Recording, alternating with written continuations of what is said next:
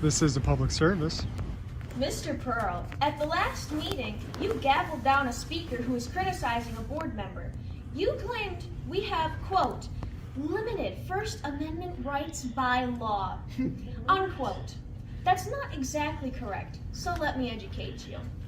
According to the National School Board Association, these meetings are a designated public forum, meaning the public has the right to speak regarding matters within the jurisdiction of the school board. Additionally, the First Amendment protects the right to criticize public officials and their adult family members without fear of retribution or punishment. You cannot make any rules stating otherwise. If any of you can't accept public scrutiny, then resign. Now, on to you, Mr. Roberts. At the September meeting last year, you said in part, quote, the most important thing we want out of this community comment is that anyone who speaks to the board feels like they're listened to. It's very important, regardless if we disagree on things. I hope that person is allowed to just speak and say what they want, unquote. So, exactly what did you mean by that, Mr. Roberts, considering this board has repeatedly gavelled people down and even walked out while they addressed this board? You can't listen to a speaker if you're not in the room, and people can't speak freely if you're making unconstitutional rules. Mr. Roberts also made this comment at the last meeting, quote, we take great pride in being one of the best public school districts in Michigan, unquote. I'm not sure what you meant by that, considering one of the most reliable school data collection sites states Chippewa Valley School District ranks 210 out of 606 Michigan districts. It's very easy to look up information about schools. You should try it sometime. I realize you're very busy making videos of yourself to play at these board meetings and also posting on social media. Speaking of social media, let me inform you. Last month, the Supreme Court ruled public officials who post on their personal social media accounts about work-related topics are acting on behalf of the government. Therefore, they can be held liable for violating the First Amendment if they block their critics. So, Mr. Robert, you might want to make sure you haven't blocked anyone, especially people who attend these meetings. Maybe evaluate your ex, aka Twitter account. I'm quite perplexed as to why this board has to be repeatedly schooled by a kid. I gave you each a copy of the Constitution last year. You really should read it because you all took an oath to support it. Got some cheerleaders back here.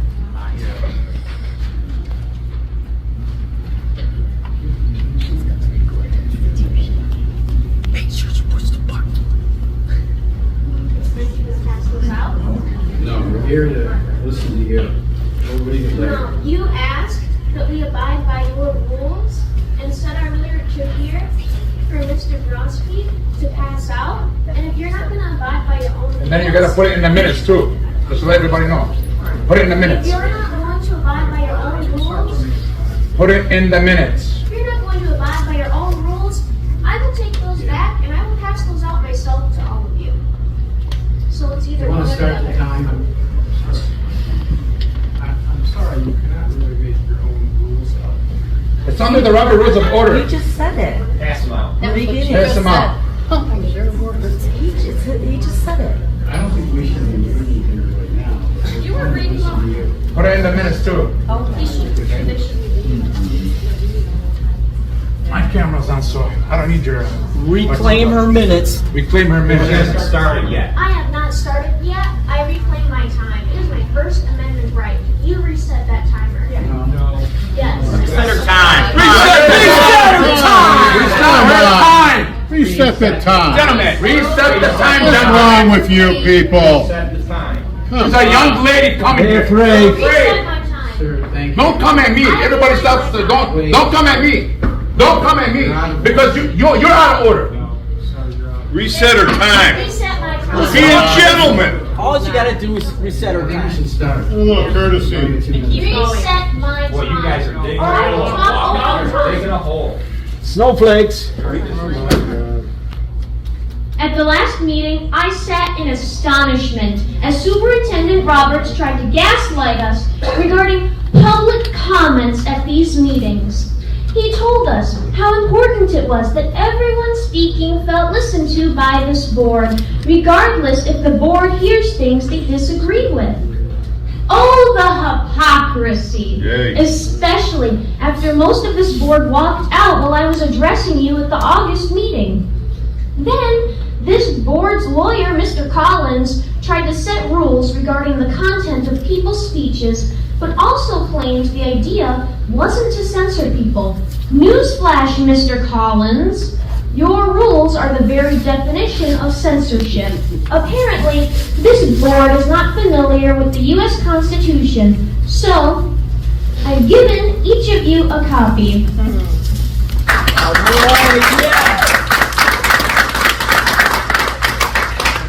Please note the First Amendment on page 21, which clearly states there shall be no rules abridging freedom of speech.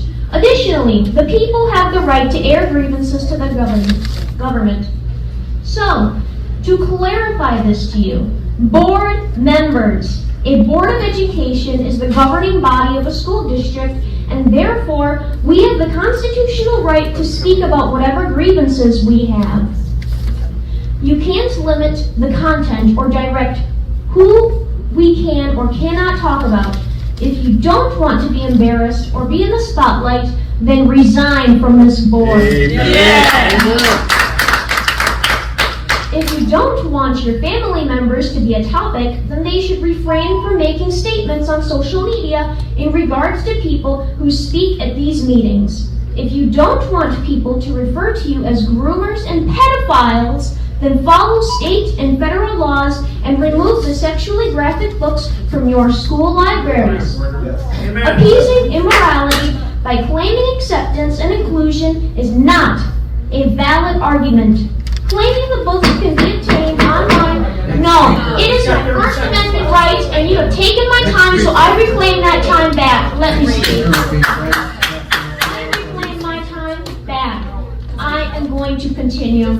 Not a valid argument. Claiming that removing the contested books is banning them is not a valid argument.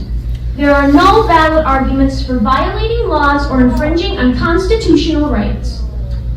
A quote by Wendy Jade states, "An environment that is not safe to disagree in is not an environment focused on growth. It is an environment focused on control." Board members, keep in mind that come the next election, parents will have the control. You've been exposed.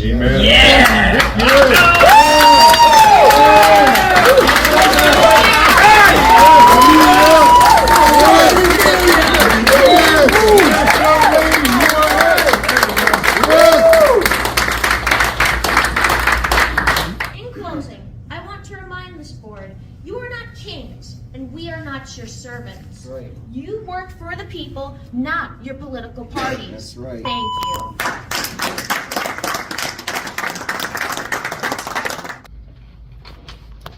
It's very apparent this board refuses to properly function within the boundaries of the Open Meetings Act or the Constitution. Based on your actions, you don't even know what your roles are. Superintendent Roberts is usurping the board president by running the meetings, colluding with your lawyer to create rules specifying those rules at these meetings, and preventing some board members from access to information. Mr. Roberts, you're only an advisor to this board. It's the board's job to run the meetings and create rules, not yours. This board is your boss. You need to stay in your own lane. The abysmal proficiency scores, skyrocketing rates of bullying, and discipline problems are all a reflection of your poor performance as superintendent.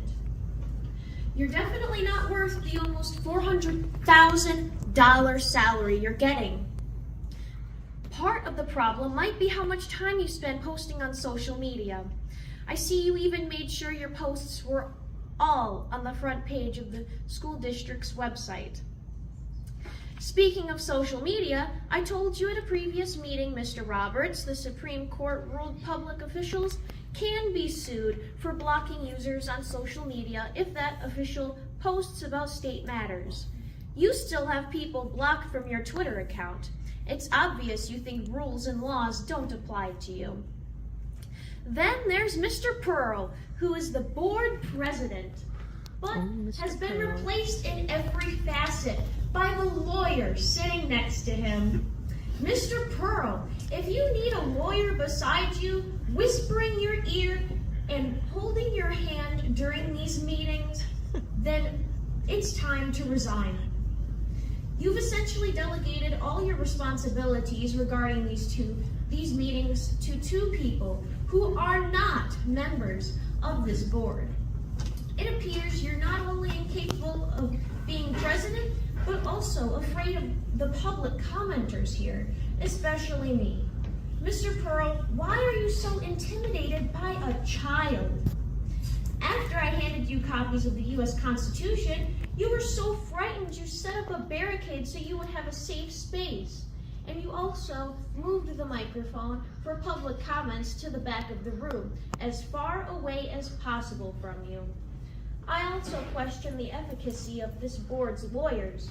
He's allowing this board to violate multiple laws and the Constitution by gaslighting this board to believe public commenters at these meetings have limited First Amendment rights. In fact, the First Amendment guarantees our freedoms, including speech. The Constitution was written to restrain the government, not to restrain the people. I will end with a very relevant quote from C.S. Lewis, which states, "The greatest evils in the world will not be carried out by men with guns, but by men in suits sitting behind desks." We're out here today to ensure our natural rights are respected by those who swore an oath to support, protect, and defend the rights of the people. The purpose of all interactions is to peacefully promote government accountability and transparency. Please like, share, and subscribe so this message can reach as many people as possible. I implore you to peacefully seek redress to any and all of your grievances. This is a public service.